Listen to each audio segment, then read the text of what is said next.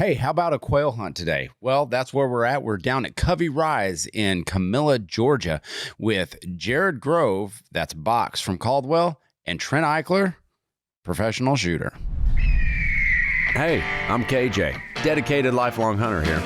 If you got an interest in all things hunting, you're in the right spot.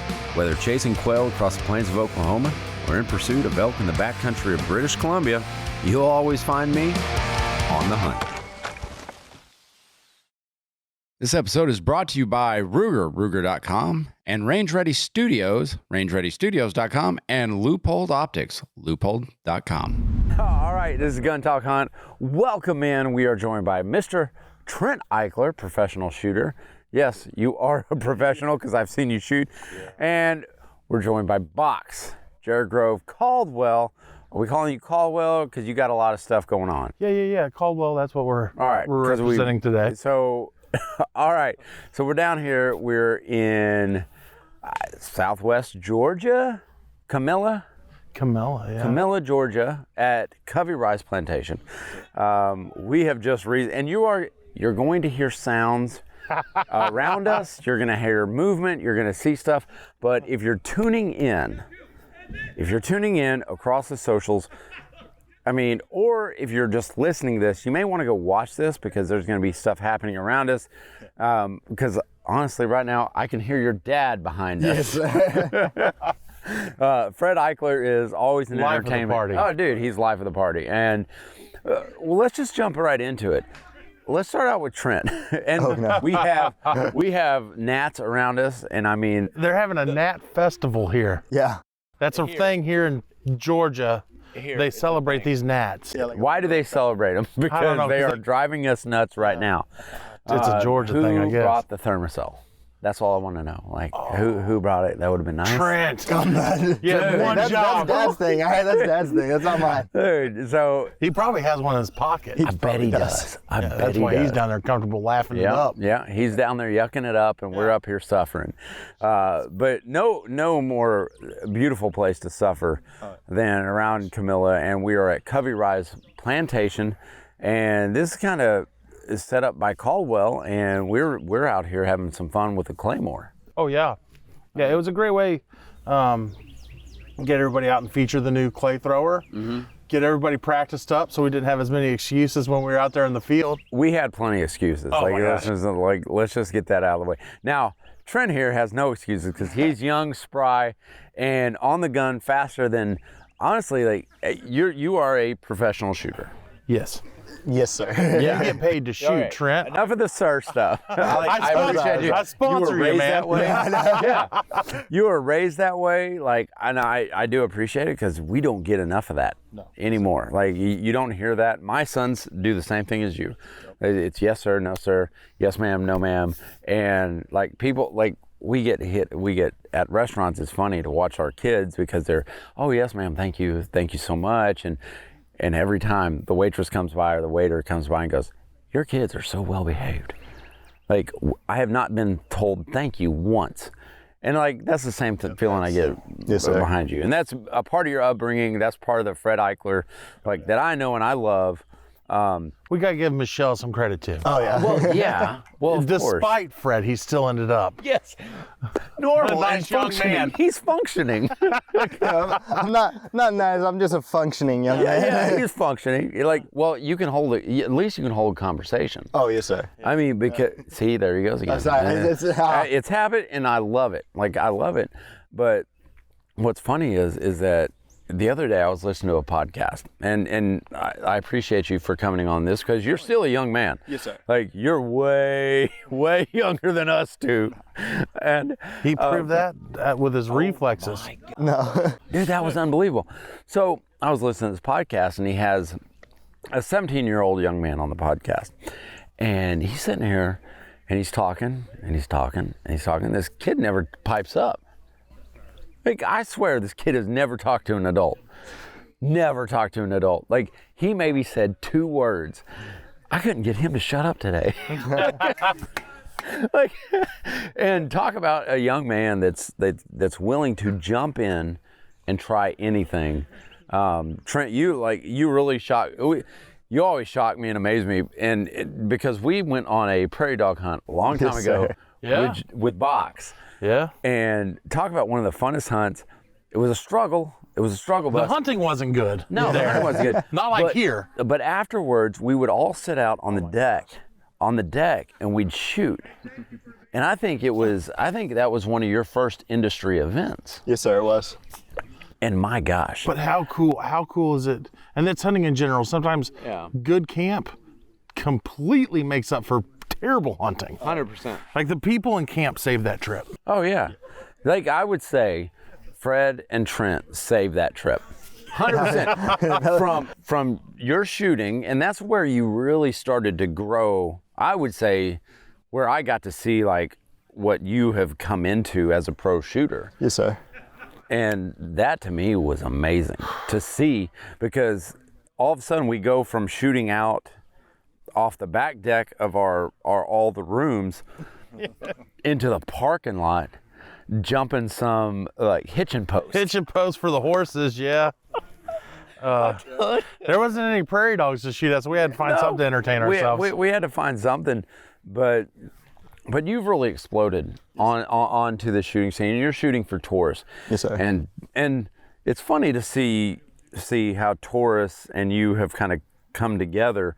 God dang these gnats, dude. Yeah, are you getting them as bad as I am? No.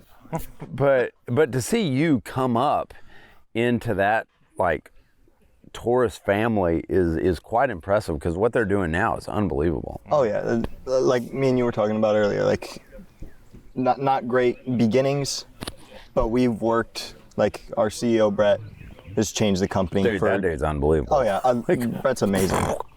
Oh yeah, but yeah, it's a wonderful company now. We're making good guns. Out of their entire line, what's your favorite to shoot?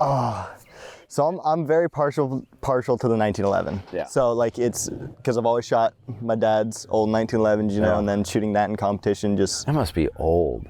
He's really old. Fred's getting up there. It's time for a new Eichler takeover. You can't He tell, will though. kill me to say that. I think at times You really can. Trent is way more the mature person in that combo. Like That is true. He is way if more anyone's mature. gonna laugh at immature stuff and pull immature pranks, it's definitely Fred. Oh, 100%. But no, we're out here. We're shooting a lot, and you hear them. They're in the background. You're going to hear a little rumble of a UTV pulling off. That is actually that's funny. The owner, The owner's son. Owner's son, yeah. The owner's son, Brian, who's driving off here, and this place is phenomenal. And Box, how did You hear that term Southern hospitality, and that doesn't even start to describe what they have here. I'm full as a tick right now. Oh my gosh. Dude. You know, word of mouth, my brother came down here with a company, brought him, and he's like, of course, you know, we're in industry, so I always bragging about like, oh man, I went here, I went there, you know, and he's in the ag industry, and so he doesn't get that. And he was telling me, he goes, oh man, I had this really nice. And I was like, okay, like I'm sure it was nice. And he's like, no, it was really nice. He's describing it, and I was like, well, like, what was the name of that place? Yeah. Kind of made a mental note. Hold I was on like, a second. I bet we can find a reason to get down there and take advantage of that. It's always nice to bring and entertain friends of the company, friends of the brand out here, and show everybody a good time. That's what they did, a top-notch job. Like I don't my gosh, yeah. You know, on these types of things, it's not like about a trophy hunt. It's more camaraderie and just having nice accommodations, and like, man, this place is top-notch. Yeah. Top notch. I'm gonna fix your mic here. I'm sorry. Let me see this. Let me see this real quick. And if you're hearing this, it's been it's a curse with a guy with a luxurious beard. Yeah. Luxurious beard is it's hard to mic. That's where I draw a lot of my power from. I know. Here, move it down just a little bit more. Just move it down a little bit more. I'll let you get it. Let me do that. Let me do that real quick. We're that comfortable as friends. Oh yeah. No. We're great buddies. Years it's impressive, KJ. Yeah, there you go. You're good now. But no, like finding like joints like this, it's hard to put on a media event, because I've done that, and it's stressful because you want it to be successful. You want the entire group to get a hold of each other and really bond in a very quick amount of time. Yes. And that's one of the fears that we have, is that is there going to be a bad apple in the group? Dude, I have had a blast with everybody here. everybody here has gotten along. This morning, Matt Kennemore and I from Bubble Blade, he works for AOB. We shot 47 this morning. 47. That's crazy. And That's gotta probably be a 45 high. of those were Matt Kennemore's. Well, That dude can shoot. yeah, he's had a little practice. You think? Well, you shot in college. Yeah, me and Matt shot together in college. Yeah. I met Matt when he was a senior in high school, and I was a sophomore in college. Who was a better shot? Oh, in Matt. college. In college, not now. No, College. still Matt. Still Matt. Still Matt, yeah. Matt hasn't really lost much of a touch since college. Dude. He's lost a little bit. But I mean, we used to I don't shoot. know, we would man. shoot. When I was watching him set up on birds today, it's interesting when you see. So I got 3 different experiences because I shot with Matt this morning, and then I shot with you 2 this afternoon, and you are very instinctive. Yes, sir. You are very much snapshot. Like, I mean, the bird gets up and you're on it. Yes, like sir. there's no calculation. It's just very much wham, it's dead. Yeah, Yes, sir. And then me and you could tag team up on the same bird. Dude, It's like our brains were linked. It's like, look at that one. There's 6 to shoot at. Let's KJ take and this Box. Let's right. just shoot the I couldn't same tell that both bird. of you guys shot half the time. All right. We're going to jump into this after this break, but we're going to talk about instinctive versus mental shooting because we were very much in tune with each other. Yeah. Lack thereof. All right. We're going to jump into this right after these messages. Loophole.com. Hey, if you're heading out in the turkey woods, I highly suggest instead of sticking with the old peep sight or the iron sights, run a red dot on that turkey gun. You're going to have lightning fast reaction. You're going to be more accurate. You're going to expand your range. And you know what? In those dim hours, you can dim the brightness of that red dot to get on that turkey really quick. So find out more. And hey, the Delta Point Pro is the dot to have. You got different levels of brightness. You got different dots that you can use to bag your next turkey. So find out more at loophole.com. And Ruger SFAR. I love this gun. It's really good. It's great in the field because it's lightweight. And when you trim down an AR-10 like this, under 7 pounds, it's a big deal. Available in 308 and 6.5 Creedmoor. Find out more at Ruger.com. And Range Ready Studios.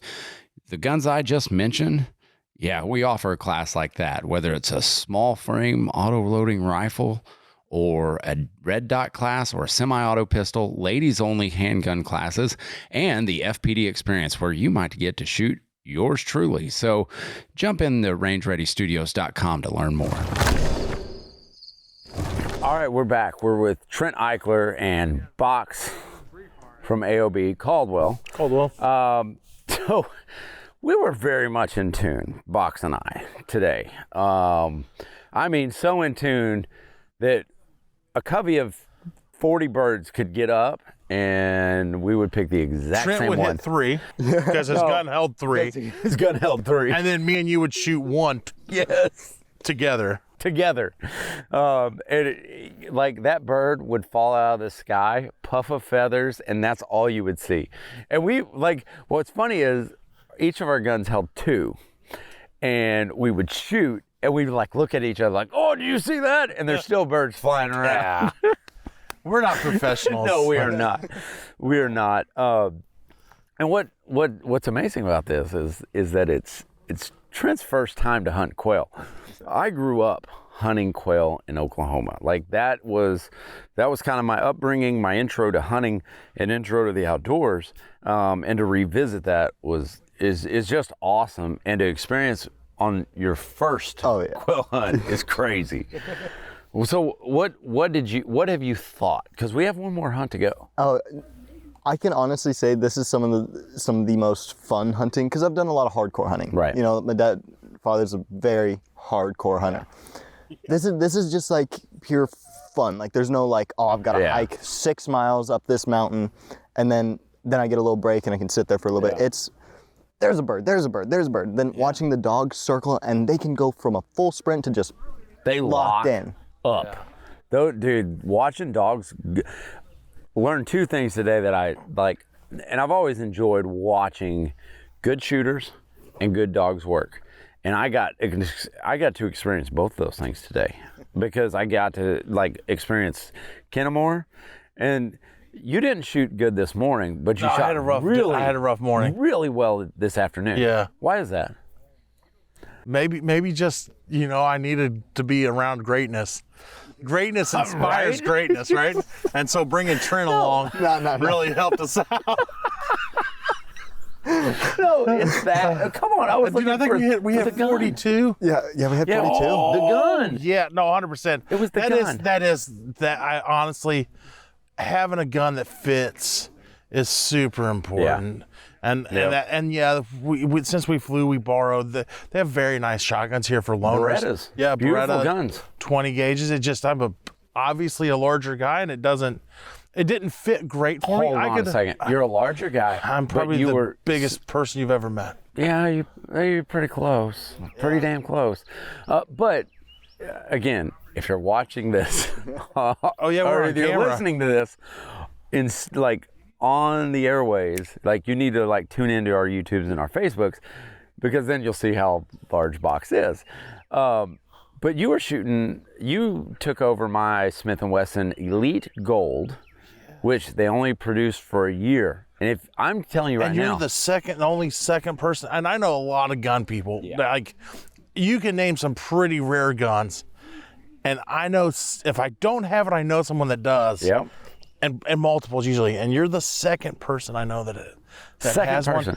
Two of them are on this. The only two are on this trip. Yes, and I have tried. That has been a white buffalo for me. I have hunted the Smith & Wesson Elite Gold, but now you've used it in the field. Man, they shoot so nice. I don't think you missed. I'm sad. I understand why it didn't work out for Smith & Wesson. Yeah. It's a shame that another company hasn't been able to make a success with that's that more in line. line with their core consumer. Yeah. Because I understand selling a $2,000 side-by-side shotgun to a M&P pistol buyer isn't. They don't recognize it. Yeah. But the thing shoots nice. I told you my number one tip for if you want to spot the fancy shotguns. You don't have to know much about them. You just go down and look at the recoil pads. Yep. And when it's a checkered recoil pad, wood checkered recoil pad, that's when you know, you're like, oh. That's top shelf. Yeah, that's usually really that's nice. Up there. Rubber and plastic. Well, not bad shotguns though. You don't have to buy a $2,000 shotgun that shoot good though. Hold on a second. What are you shooting, Trent? I'm shooting one of our duck guns, a Mossberg 930. A Mossberg 930. Yeah. And shot good. Dude didn't miss. Didn't miss? And it got to the point. Chunk shells. All right. He's ambidextrous. But so he's ambidextrous. I am too. You stuck with your same side. But towards the end of the shooting escapades, as I'll call them, we were like, okay, hey, on this Covey, let's switch to our non-dominant side. I'm left eye dominant.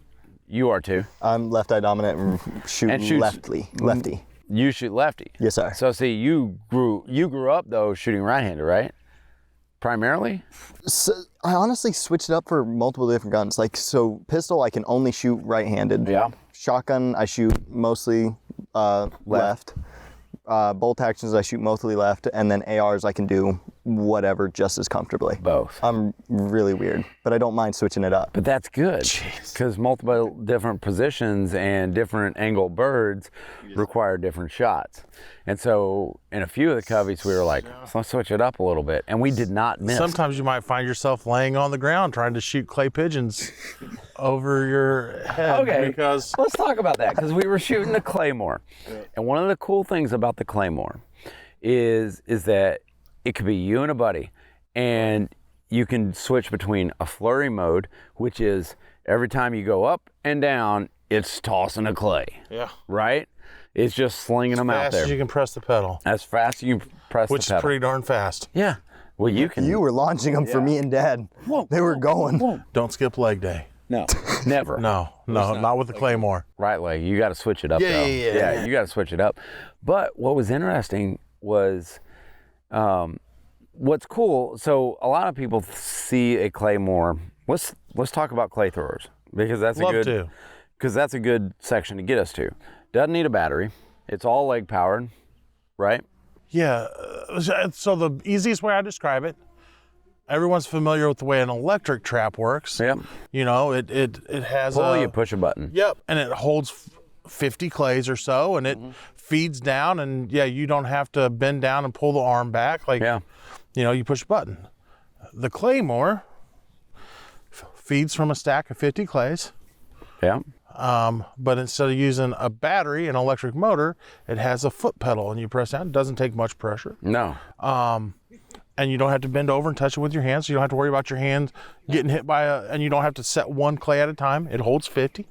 It'll do the other cool thing that it'll do that an electric thrower won't do is it folds up. Yeah. So it collapses basically in half the size, carrying it to the range, storing it. It's really a convenience thing.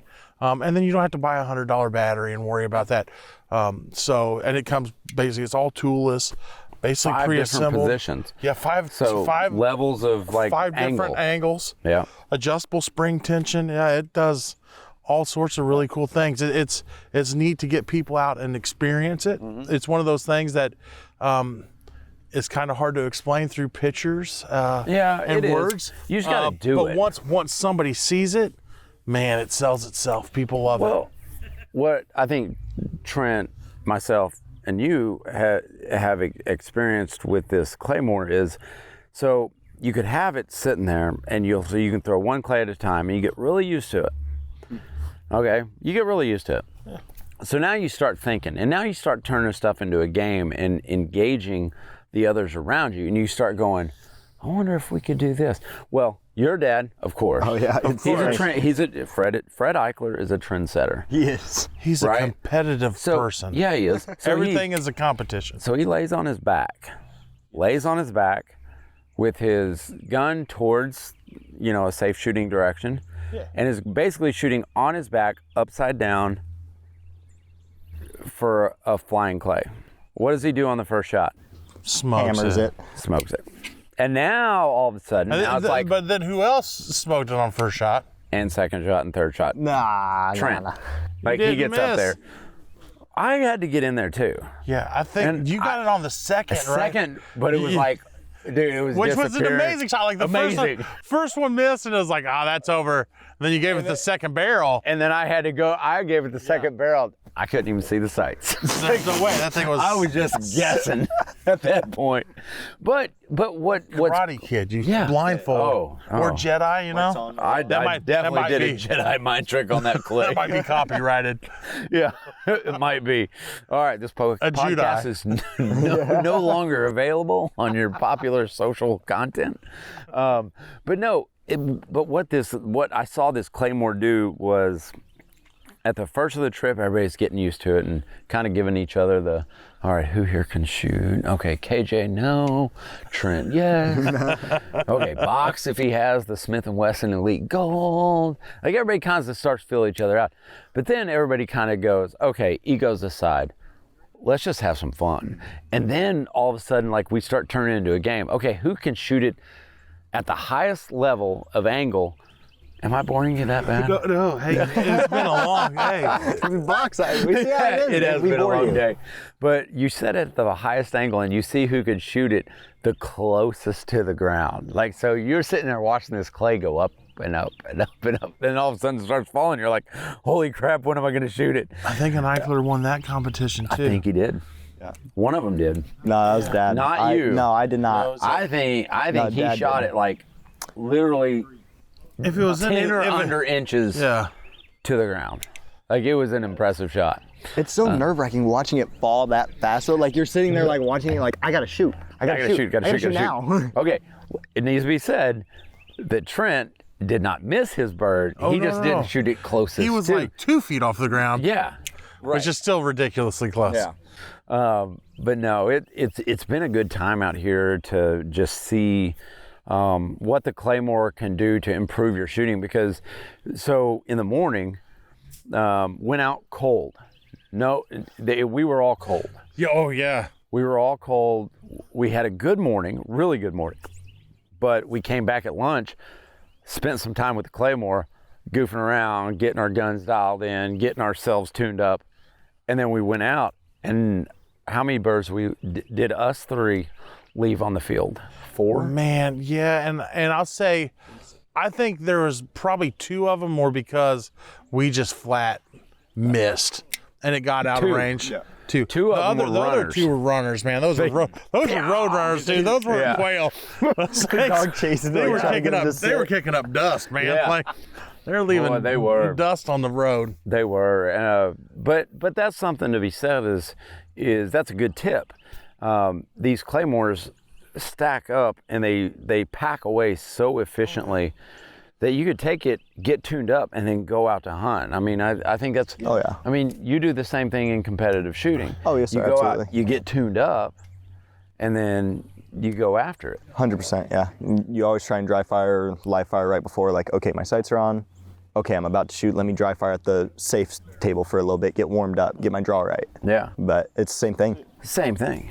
I think it's also a fun thing to take to any kind of hunt camp. Oh yeah. It's we practice, but everybody was having fun. It's camaraderie, and really, like, you know, when we were talking about making that, and then they're like, oh well, it's like, no, it's not for a professional shooter. You know, it's not for an Olympic shooter. I was like, this is for the everyday average guy that's going to go out and you know, shoot with his friends. Yeah. And, you know, we had it out there, and everybody's having fun, and we, you know, I see that at a duck club, or this hunting's a little different, right? Because you get to yuck it up with your pals while the dogs are doing their thing, and the guides are working their butts off, you know. But not all camps like that. It gives you an activity, a bonding activity. Yeah.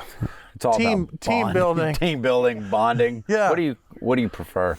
I say team building. Team building. Okay, yeah, you know, I'm a team builder. Yeah, you are, and you put together a great camp, a great location, Covey Rise here in Camilla, Georgia. If you want to go find out more, I think it's Covey Rise Plantation on Instagram. I think it's just, and their website's just like coveyrise.com. Is it? They have, the website. They have the domain. Yeah. Anyway, if you type in Covey Rise Quail, that's what shows up. Yeah. It's the one in Georgia. It's an impressive location. These folks do it. They know. The fillet the first night. We're at a low country boil, so you're hearing guys in the background on the Flint River. Like we're seeing the river flow by right now. But so what do you got coming up next, Trent? For me, mostly just focusing on pistol shooting. Trying to get my big goal. Like I did a podcast with my dad last year after I won nationals in B class. My biggest goal this year is to win A class because I got bumped up to A class last year. So my biggest goal is training up. Good? Nah. Yeah, because you're too good. No, I mean that's what happens when you win your class. When you go from JV you're the best in your class. Varsity. Like, that's how that works, Trent. Yeah. Sorry, buddy. And then Mr. Humble over here, super humble, which I can appreciate you for. Yep. I'd be like, oh no, you're a better shooter than me. Hey man, he wins B class, and he's telling a C class shooter. You know what I mean? Like, you're a sandbagger, though. No, there's no sand in these bags. Let me see. Like, so if you wait, is this a thing? Can you go in and go like, not that good? Like, could I get into D class? Oh yeah, absolutely. Yes. Dude, you could win unclassified. Oh, that's even better. That ain't gonna happen. That's where the real sandbaggers lie. That's true. Yeah. There'll be a master level shooter that just so happens that he's never shot USPSA. It's like, oh yeah, but I'm a grandmaster in IDPA, and you're like, oh well, all right. Yeah. Sucker. It's fun. I'm just a money donator at that point. Yeah. Dude, you should come to one now. Dude, there goes a drum. That was awesome. All right. Well, you guys, thanks for joining in. Thank you. Where can they find you at? Just go follow him, because I'm really trying to talk Trent into making his own podcast. And I know a lot of people are. He needs to do it because it's an interesting take on a very respectful young man, professional shooter, and representing our sport very well. Thank you. I appreciate that. You need to do that. Yes, sir. All right. Where can you go? Where can people go find you? All right, Trent Eichler at Instagram, YouTube. I don't post anything there, but planning to. So Instagram's going to be where you find me. Younger generation all I over know. the Instagram. Younger. He's going to get to it eventually. Yeah. All right, Caldwell, where are they going to go? KJ. Flat Brim KJ. I mean, I never post. When I do, it's super irrelevant. Yeah, so Caldwell Shooting Supplies.com, and then we're at Caldwell Shooting on Instagram, Facebook. Perfect. Yeah. All right, Gun Talk. Hunters, all you guys out there living the good life and hunting and enjoying our wonderful wildlife. You know the drill. Keep those muzzles pointed in a safe direction and always be on the hunt.